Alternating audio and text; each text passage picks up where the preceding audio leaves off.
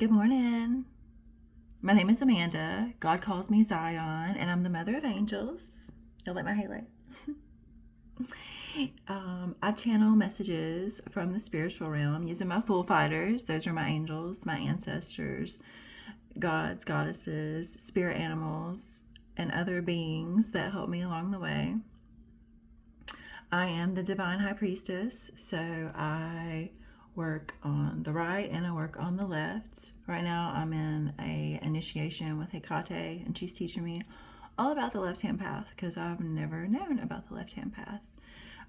So I will keep you guys updated on that. I've always just been a God girl. I've always taught to the other side, but Hecate and I are going through a little initiation phase now where she is teaching me about the left-hand path because all I know is about God and like the multidimensional. I don't know about this other stuff. So it's really cool. I'm really excited, and I'm bringing you a little bit of knowledge that she brings to me. Not all of it, because a lot of it's just between me and her, and Allegra, which is Azrael.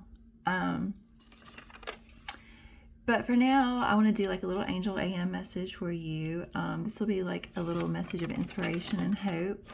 And I want to start off with today's numbers, which are 253, 120, and 020. I chose those numbers from the date. If you go up to the date and you write out the date like 02/01/2025, and then you add up all those numbers and reduce it down to one single number and then put that number at the end, that's how I get my angel numbers for the day, okay? And depending on what they mean to me is the way that I direct my day. So for today, we have 253, which reduced down to 10, which reduced down to 1. And for me, that means union, divine union. And let's see, what else did I write?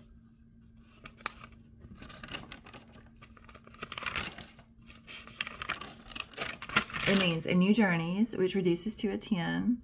Focus on you today, which reduces to a 1. So today's going to be a day where you focus on you. This is also the beginning of a new portal through the 9th. So the 1st through the 9th. So what you can do, what I'm going to do is each day I'm going to take the theme of that day. So whatever like 1 corresponds to focus on you today. So today I'm going to focus on myself today because it's day 1. So like day 2 would be tomorrow. So that would be like whatever 2 represents for you. And then day 3 is whatever 3 represents for you. And that's what I'm going to use to kind of be like the theme for my day. Okay. So 253, we've got new journeys, and then focus on you today. And then we've got the number 120, which means, I broke it down to 3, which, 12 is to make sacred. That's the Hanged Man's card in the tarot. So that means to make sacred. And if you take 1 and 2 and add it together, that's 3. So that means the Trinity. So a sacred Trinity may be a part of your day today. And then 020 is where I got the number for the portal. So if you take like the 2 and you put 2 zeros on the side, it looks like little angel wings. So I was like, oh, well, it's an angel portal. And so for me, it's going to go February 1st through February 9th. And I did this yesterday with the 1313 portal that we had on the 30th and the 31st. And I got that by just like adding the numbers up. Okay. So that's how I do that. So yeah, the angel portal will be between February 1st and February 9th. And today is day 1. So focus on you today, your authenticity, your holiness, and your Trinity. You might want to think about what is my divinity and what is my humanity, right? So which is what parts of me, maybe you just look at those different parts, like where can I be better? Where am I failing?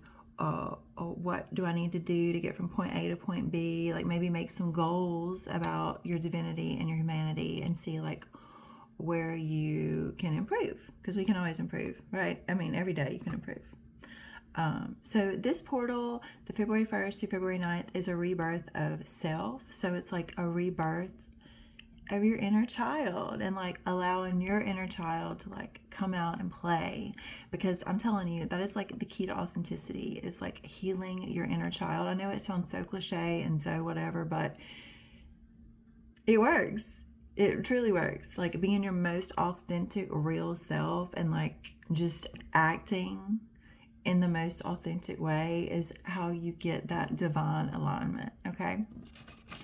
So moving on, let's see. We've got the first Bible verse for today is 2 Timothy 1:7, which says, God gave us a spirit of fear. God gave us a spirit of power, love, self-control, and not fear. So maybe you should write out a list of your fears. This is what I'm going to do. I'm going to write out a list of my fears. And when I look at the fear, I'm going to think, if I can release this fear to the Holy Spirit, what will my life look like? So if I release this fear to my higher self, who will I be? And then you can take that image of who you'll be and you can amplify it with like visualization. So you can like write out like, who will I be without this fear? So you can write out like a little page, and then you can like read it, and then you can like visualize it. And while you're visualizing it, you can imagine your higher self is like this ball of radiant energy. And so you're like imagining what you wrote, and you're also focusing on this ball of radiant energy. And that is how you can manifest a wonderful life. Part of the way. That's one tip. That's one thing you can do. All right, so moving on. I'm going to work on that, and I'm going to work on scripting and casting today. So, yay! Anyway, I got the word memory. So maybe some of y'all are dealing with some memory stuff. If you are, maybe you can't remember something specifically, or maybe you're trying to remember something exactly how you need to remember it. Do some writing, do some journaling about it. Because for me, I know when I'm journaling, like a lot of old stuff that I've forgotten comes out. So it's just always so helpful for me to journal stuff. And so that might jog your memory. Also, if you're dealing with plants, maybe today's like, it's a little early, it's 1st of February, but maybe you're thinking about like what you want to plant for your garden or what you want to plant for your flowers. Today would be like a really good day to do that. Yeah, so it said need more insight or see more clearly. Just get to writing, and that might help you with that. Proverbs 19:20 says, listen to advice and accept instruction that you may gain wisdom in the future. This makes me think of being humble and like listening to other people that you trust.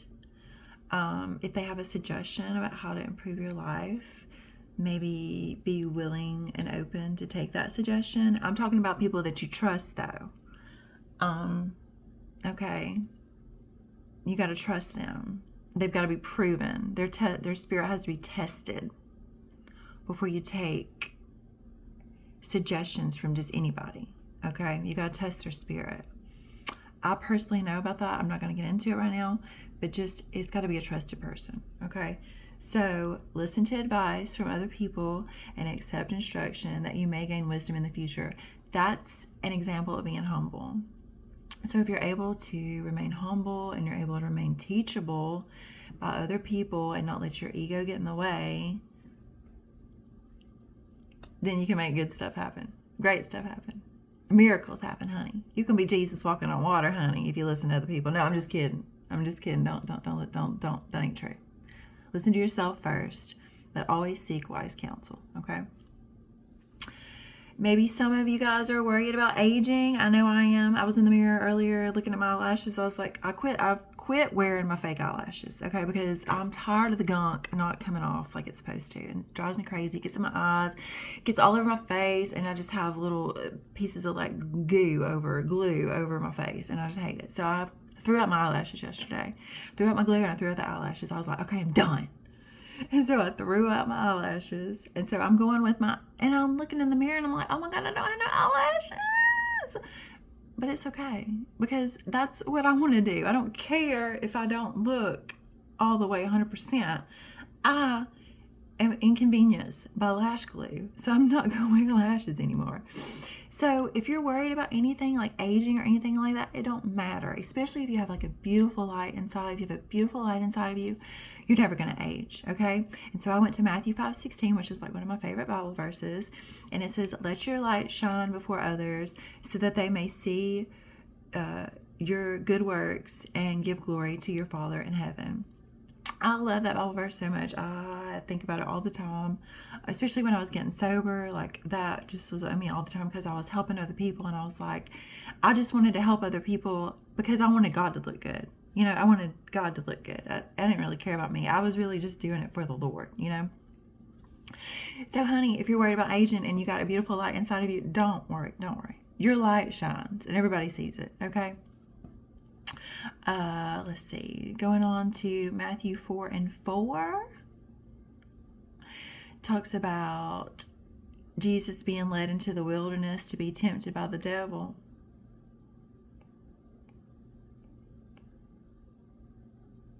I feel like I've been on that journey the past 40 days. I honestly do. I have been tempted a lot by the devil, okay? I'm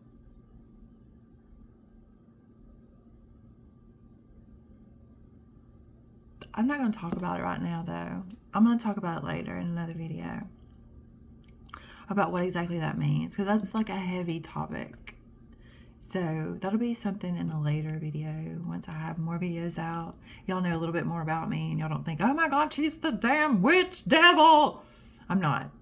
I'm not, but I will explain that later. But maybe you need to look at the ways that the darkness has overtaken your life or is threatening to overtake your life. It's always just important to remain vigilant against the devil, okay? Yeah, just go read that whole, let's see, what is that?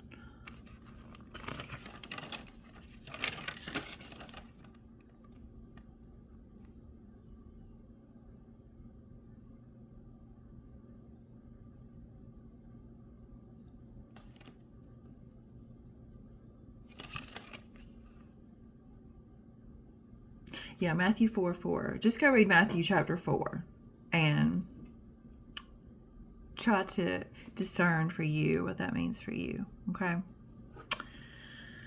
Okay, next is, the last word we're going to get is about perception from Hebrews 11:1, which I love Hebrews 11:1, and I love that we're ending on at 1:1:1. Isn't that cool?